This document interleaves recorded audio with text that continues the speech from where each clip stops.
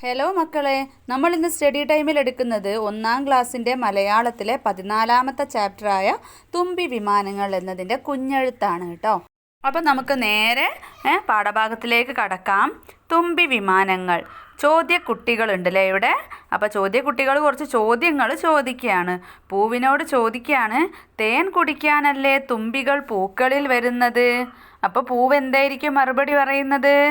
അല്ല, പൂക്കളിൽ വരുന്ന കൊതുകുകൾ, കൊതുകിൻ്റെ ലാർവ, ഈച്ച, തേനീച്ച, കണ്ണീച്ച എന്നിവയാണ് ഇവയുടെ ആഹാരം. ഇനി രണ്ട് തേനീച്ചകൾ തമ്മിലുള്ള സംസാരമാണല്ലേ. കൊതുക് പെരുകാതിരിക്കാൻ സൂചിത്തുമ്പികളെ വളർത്തിയാൽ പോരായോ എന്ന് ഒരു തേനീച്ച ചോദിക്കുകയാണ്. അപ്പോൾ മറ്റേ തേനീച്ച എന്താ പറയുന്നത്? പറ്റിയ മാർഗം വേറെയുമുണ്ട്. അപ്പോൾ മറ്റേ ആൾ ചോദിക്കുക, അതെന്താ മക്കളെ മാർഗം? വെള്ളം കെട്ടിക്കിടക്കാൻ അനുവദിക്കരുത്. കെട്ടിക്കിടക്കുന്ന വെള്ളത്തിൽ മുട്ടയിട്ടാണ് കൊതുകുകൾ കൂടുതലും പെരുകുന്നത്. അപ്പോൾ മക്കൾ വീട്ടുമുറ്റത്ത് ചിരട്ടയിലോ ഏതെങ്കിലും പാത്രങ്ങളിലൊക്കെ വെള്ളം കെട്ടിക്കിടക്കുന്നുണ്ടെങ്കിൽ അതൊക്കെ ഒഴിവാക്കി കൊടുക്കണം കേട്ടോ.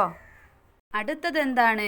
ചെറുജീവി പത്രം തയ്യാറാക്കാം. പത്രത്തിലെ കുറച്ച് ഭാഗങ്ങളൊക്കെ വിട്ടുപോയിട്ടുണ്ട് അല്ലേ. അപ്പം നമുക്ക് അവിടെ എഴുതാം. ഒന്നാമത്തത് എന്താണ്? കടുവത്തുമ്പിയുടെ കാലൊടിഞ്ഞു. തുമ്പിമുക്ക്. സൂചിത്തുമ്പിയെ രക്ഷിക്കാനെത്തിയ കടുവത്തുമ്പിയുടെ കാലൊടിഞ്ഞു. ഊഞ്ഞാൽ വള്ളിയിൽ തട്ടിയാണ് കാലൊടിഞ്ഞത്. കല്ലൻ തുമ്പിയുടെ ആക്രമണത്തിൽ നിന്നും സൂചിത്തുമ്പിയെ രക്ഷിക്കുമ്പോഴാണ് ഈ അപകടം സംഭവിച്ചത്. ഉറുമ്പുകളാണ് ആശുപത്രിയിൽ എത്തിച്ചത്.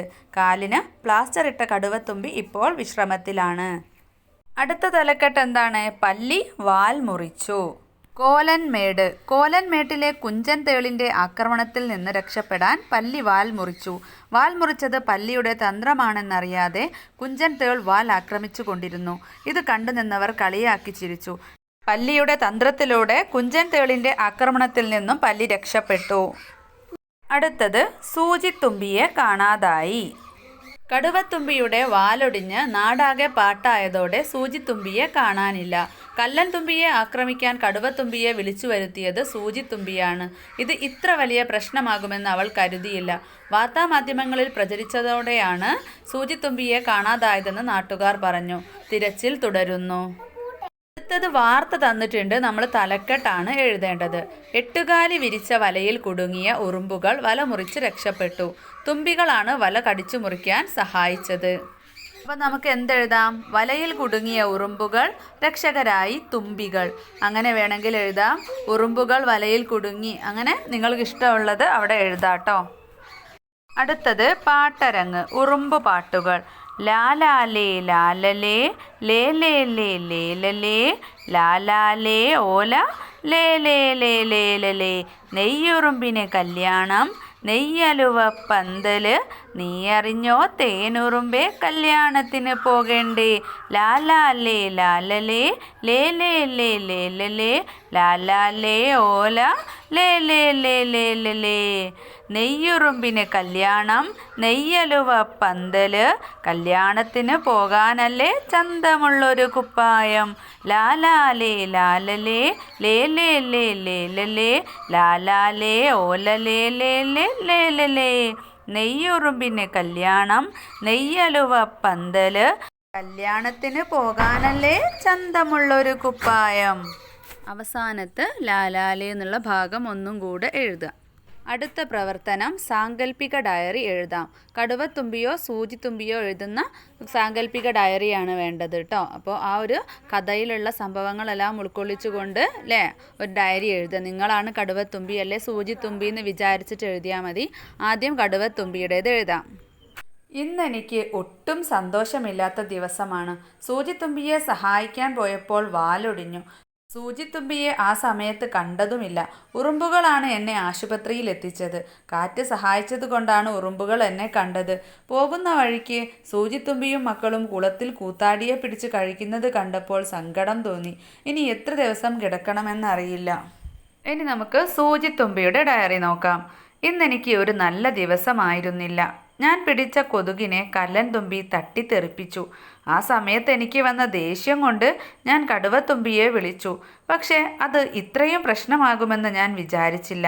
കല്ലൻ തുമ്പിയുടെ പിന്നാലെ പോയ കടുവത്തുമ്പിക്ക് വാലിന് ഒടിവ് പറ്റി.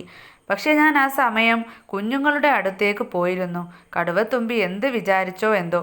പിന്നീട് കുഞ്ഞുങ്ങൾക്ക് തീറ്റ കൊടുക്കുമ്പോൾ കടുവത്തുമ്പി വാലിന് പ്ലാസ്റ്റർ ഇട്ട് പോകുന്നത് കണ്ടു. ഉറുമ്പുകളാണ് സഹായിച്ചതെന്ന് പറഞ്ഞു. ഇനി എത്ര ദിവസം കിടക്കണമെന്ന് അറിയില്ല. ഒറ്റയ്ക്ക് താമസിക്കുന്ന കടുവത്തുമ്പിയെ വീട്ടിലേക്ക് കൊണ്ടുവരണം. നന്നായി നോക്കണം. ഇനി താഴെ എന്താ തന്നിട്ടുള്ളത്? ചെറുജീവികളെ കുറിച്ചുള്ള പാട്ടുകൾ ശേഖരിച്ചെഴുതൂ. അപ്പോൾ ഇവിടെ ഒന്ന് തന്നിട്ടുണ്ടല്ലേ. തുമ്പീവ തുമ്പക്കുടത്തിൽ തുഞ്ചത്തായി ഊഞ്ഞാലിടാം. പിന്നെയോ മിന്നാ മിന്നി ഇത്തിരി പൊന്നെ മിന്നണതെല്ലാം പൊന്നല്ല. പല പല നാളുകൾ ഞാനൊരു പുഴുവായി പവിഴക്കൂട്ടിലുറങ്ങി. ഇതുപോലെയുള്ള ചെറുജീവികളെ കുറിച്ചുള്ള പാട്ടുകൾ കൂടുതൽ കണ്ടെത്തണം. ഇനി നമുക്ക് ഏത് പാട്ട് എഴുതാം? ഒന്നാനാം കൊച്ചുതുമ്പി എൻ്റെ കൂടെ പോരുമോ നീ?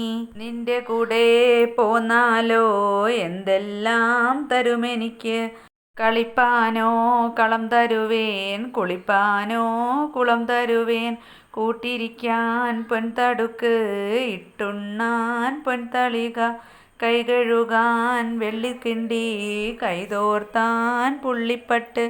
ഒന്നാനാം കൊച്ചുതുമ്പി എൻ്റെ കൂടെ പോരുമോ നീ? പിന്നെ നമുക്ക് ഏതൊക്കെ പാട്ടുകൾ എഴുതാം?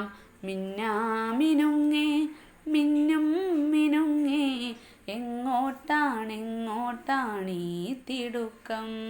പിന്നെയോ തുമ്പി തുമ്പി വാവാ തുമ്പത്തണലിൽ വാവാ തുമ്പത്തണലിൽ വാവാ. പിന്നെ നമുക്ക് പൂമ്പാറ്റയെക്കുറിച്ചൊരു പാട്ട് എഴുതാം അല്ലേ. പൂമ്പാറ്റേ പൂമ്പാറ്റേ പൂക്കളെല്ലാം വിരുന്നൊരുക്കി കാത്തിരിക്കുന്നു കാത്തിരിക്കുന്നു. അപ്പോൾ മക്കൾ എന്ത് ചെയ്യുക? ഈ പാട്ടിൻ്റെ ഒക്കെ ഫുള്ള് വേണമെങ്കിൽ യൂട്യൂബിൽ ഒന്ന് സെർച്ച് ചെയ്ത് നോക്കിയാൽ മതി കേട്ടോ. അപ്പോൾ നമുക്ക് അടുത്ത പ്രവർത്തനം നോക്കാം. ഇവിടെ എന്താ ചെയ്യേണ്ടത്? 6 കാലുകളുടെ ആൽബമാണ് അല്ലേ. 6 കാലുള്ളവരെ നമ്മൾ എന്താ പറയുക? ഷഡ്പദങ്ങൾ എന്നാണ് പറയുക. അപ്പോൾ നമ്മൾ ഇവിടെ തന്നിട്ടുള്ളവരുടെ ചിത്രങ്ങൾ ഒട്ടിക്കണം അല്ലേ. അല്ലെങ്കിൽ നിങ്ങൾ വരച്ചാലും മതി. അറിയാവുന്ന 2 കാര്യങ്ങൾ എഴുതുകയും വേണം. ഓരോന്നിനെ പറ്റിയിട്ടും. ആരെ പറ്റിയൊക്കെ എഴുതേണ്ടത്? ചിത്രശലഭമുണ്ട്, ഉറുമ്പ്, വണ്ട്, ഈച്ച, കൊതുക്, പുൽച്ചാടി. അപ്പോൾ ചിത്രശലഭത്തിൻ്റേത് പൂക്കളിലെ തേനാണ് പ്രധാന ആഹാരം. കാലുകൾ കൊണ്ടാണ് രുചി തിരിച്ചറിയുന്നത്. ഇനി ഉറുമ്പുകളാണെങ്കിൽ കൂട്ടമായി താമസിക്കുന്നു, വരി വരിയായാണ് സഞ്ചരിക്കുന്നത്. ഇനി വണ്ടിൻ്റെത് നോക്കാം. കട്ടിയുള്ള പുറംതോട്, കുമിൾ, സസ്യങ്ങൾ, മുഞ്ഞ, ഫംഗസുകൾ എന്നിവയാണ് ഭക്ഷണം. ഇനി ഈച്ചയുടേതോ? വേഗത്തിൽ പറക്കുന്നു, കാലിൽ കൂടെയാണ് മണമറിയുന്നത്. ഇനി കൊതുക് കെട്ടിക്കിടക്കുന്ന വെള്ളത്തിൽ മുട്ടയിട്ട് പെരുകുന്നു, രക്തം കുടിക്കുന്ന ജീവിയാണ്. ഇനി പുൽച്ചാടിയോ? ചാടിച്ചാടി സഞ്ചരിക്കുന്നു, ഇളം പുല്ലും ഇലകളുമാണ് ആഹാരം. അപ്പോൾ മക്കളെ, ഇത്രയാണ് ഈ ഒരു പാഠഭാഗത്തിൻ്റെ പ്രവർത്തനങ്ങളായിട്ടുള്ളത്. മക്കൾക്ക് ക്ലാസ് ഇഷ്ടപ്പെട്ടിട്ടുണ്ടെങ്കിൽ ലൈക്ക് ചെയ്യാനും ഷെയർ ചെയ്യാനും സബ്സ്ക്രൈബ് ചെയ്യാനും മറക്കരുത്. അപ്പോൾ നമുക്ക് സ്റ്റഡി ടൈമിൻ്റെ മറ്റൊരു ക്ലാസ്സിൽ കാണാം.